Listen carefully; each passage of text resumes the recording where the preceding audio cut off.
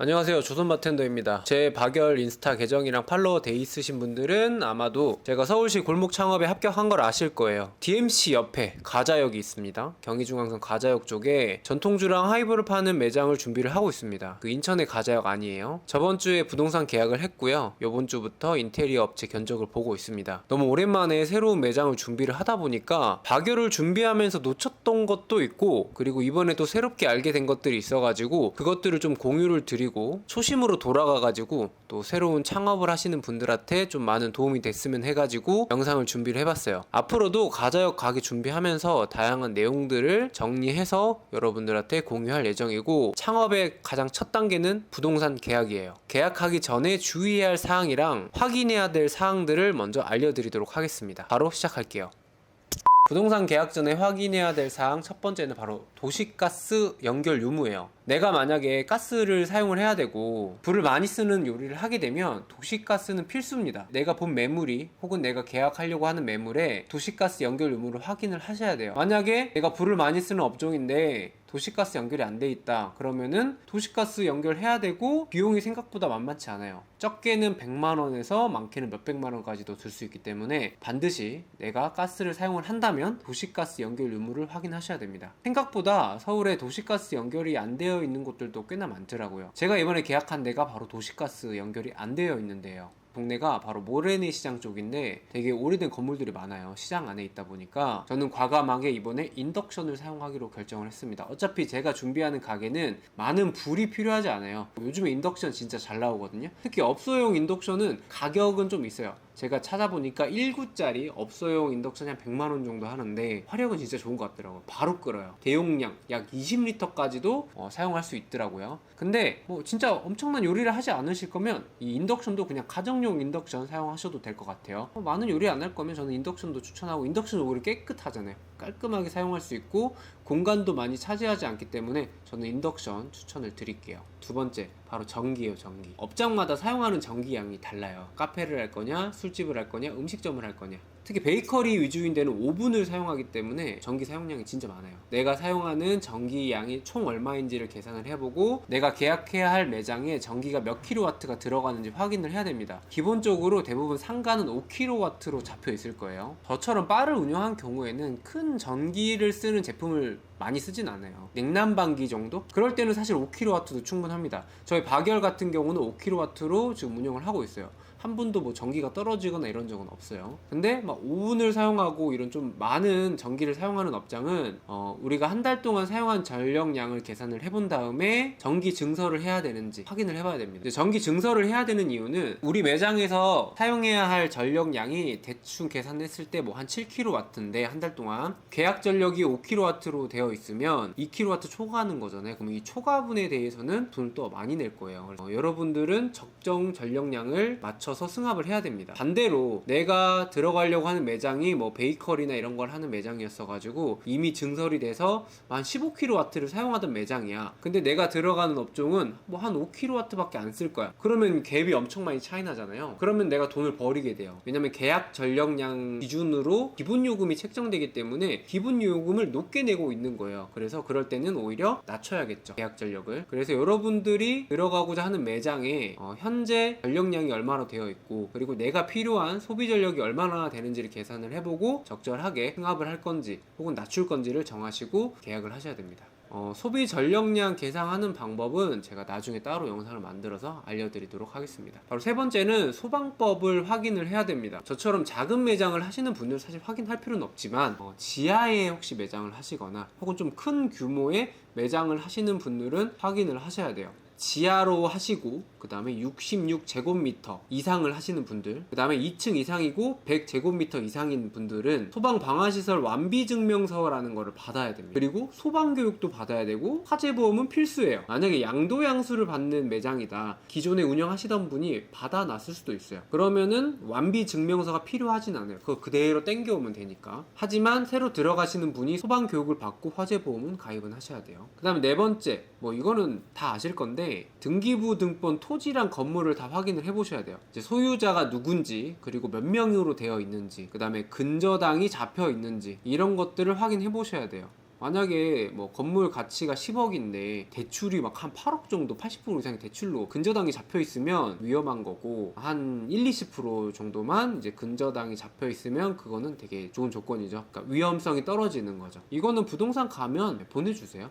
찍어서 보내달라고 해도 되고 뽑아달라고 하면 뽑아주시니까 부동산 가서 요구하셔도 되고. 그다음에 5번째, 건축물 대장도 확인하셔야 됩니다. 요거는 정부 24에서 받을 수 있는데 저희는 상업공간으로 확인을 할 거잖아요. 그래서 이게 상업공간으로 맞게 용도가 되어 있는지를 확인을 해야 되고, 그 다음에 면적 확인해야 되고, 위반 건축물이 있는지를 확인을 해야 됩니다. 이 위반 건축물이 진짜 위험해요. 영업신고가 안 될 수도 있어요. 영업신고증이 안 나와요. 그래서 이거를 꼭 확인하셔야 됩니다.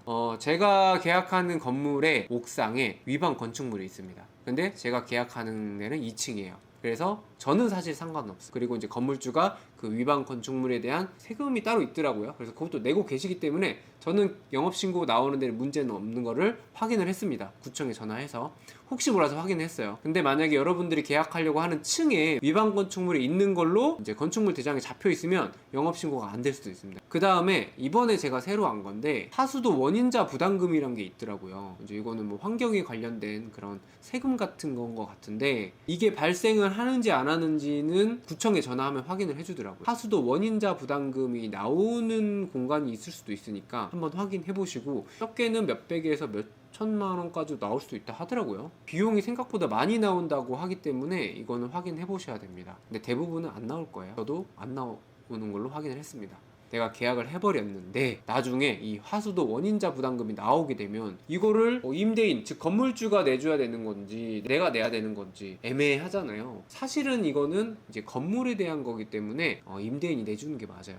근데 또 내가 여기다 이제 장사를 할 건데 건물주가 배째라고 하면 그것도 애매하기 때문에 요거는 반드시 계약 전에 구청에 전화해서 확인하셔야 됩니다. 그 다음에 6번째는 정화조 용량이에요. 이 정화조 용량 같은 경우에는 구청에 위생과에 전화하시면 확인이 가능하고, 정화조 용량이 또 부족하면 영업신고가 안 나올 수도 있어요. 뭐 예를 들어서 상가 건물이 3층짜리인데 여기가 음식점이 없고 다 뭐 옷이나 뭐 스마트폰 매장 뭐 이런 걸로 채워져 있던 공간이면, 뭐 음식을 안 하는 공간 같은 경우는 평당 한 15리터 잡고, 일반 음식점 같은 경우는 1제곱미터당 70리터를 잡는다고 합니다. 요 기준은 이제 위생과에 전화해서 확인해 보셔야 되는데, 그래서 기존에 음식점이 없던 건물은 당연히 정화조가 작아도 돼요. 그 자리에 내가 만약에 음식점으로 들어간다 그러면 기준이 엄청 높아지잖아요. 용량이 부족할 수 있단 말이에요. 용량이 부족하게 되면 영업신고가 안 나와요. 애매하게 부족하면 보통은 정화조 청소를 1년에 한 번 하는데 2번 하는 걸로 이제 이야기를 해서 영업신고가 나올 수도 있습니다. 그건 이제 건물주랑 이야기를 해야지.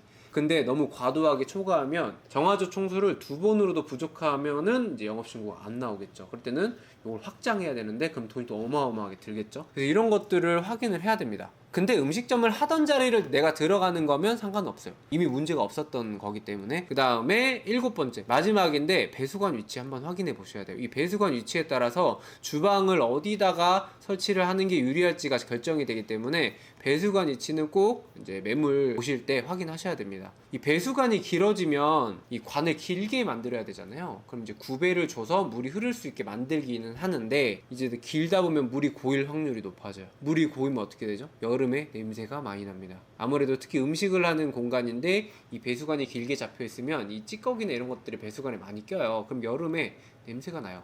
당연히 이제 청소는 자주 해줘야 되지만 길면 길수록 물이 고일 확률이 높고 냄새가 많이 날 확률이 높다. 그래서 이제 배수관은 짧게 잡힐수록 좋기 때문에 이 배수관 위치를 꼭 확인을 하시고 주방을 어디다 해야 될지를 결정을 하셔야 이제 인테리어 하시는 분들도 편하게 구조를 짜서 견적을 줍니다. 제가 이번에 가자역에 매장을 준비하면서 부동산 계약 전에 확인했으면 좋을 사항들을 정리를 해봤습니다. 다시 한번 1번부터 말씀을 드리면, 첫 번째는 도시가스 유무인데 내가 도시가스를 사용할지 안 할지 결정하셔야 되고, 그 다음에 도시가스 연결이 되어 있는지 안 되어 있는지 확인하셔야 돼요. 저는 이번에는 인덕션으로 전기로 다 사용할 예정이고요. 자, 그 다음에 2번째는 전기 증설 유무, 보통 승합이라고도 표현을 하는데 이제 승합을 할지 말지를 확인하셔야 됩니다. 이 승합에 대한 거는 제가 따로 컨텐츠를 만들어서 이제 알려드릴 거고요. 3번째는 소방법을 확인하셔야 돼요. 우리 매장이 지하고 평수가 66제곱미터 이상이고 우리 매장 2층 이상인데 100제곱미터 이상이에요. 33평 이상인 거죠. 네, 33평 이상이야. 그러면은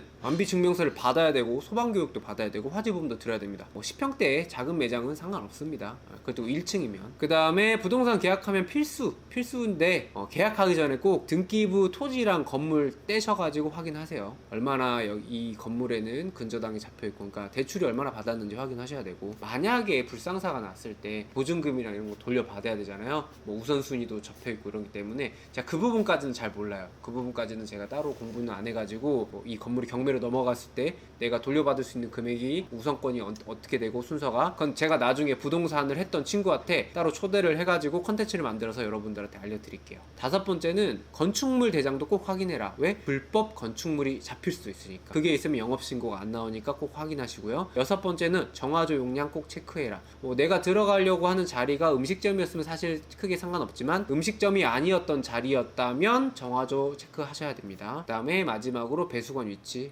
확인하고 주방을 어디다가 하는 게 유리할지 확인하시면 돼요. 오늘은 제가 7가지 정도 알려드렸는데 뭐 당연히 전문가분들 엄청 많잖아요. 전문가분들은 더 많이 알고 있을 거예요. 그리고 제가 놓친 부분, 실수한 부분이 있을 건데 이런 부분들은 댓글로 좀 알려주시면 저도 도움이 되고 나중에 또 창업 준비하시는 분들한테도 도움이 될 거니까 꼭 댓글로 남겨주셨으면 좋겠습니다. 혹시나 제가 좀 잘못된 정보를 이야기를 했다면 그 부분도 댓글로 남겨주시면 제가 나중에 또 정정을 한번 하도록 하겠습니다. 오늘은 여기까지.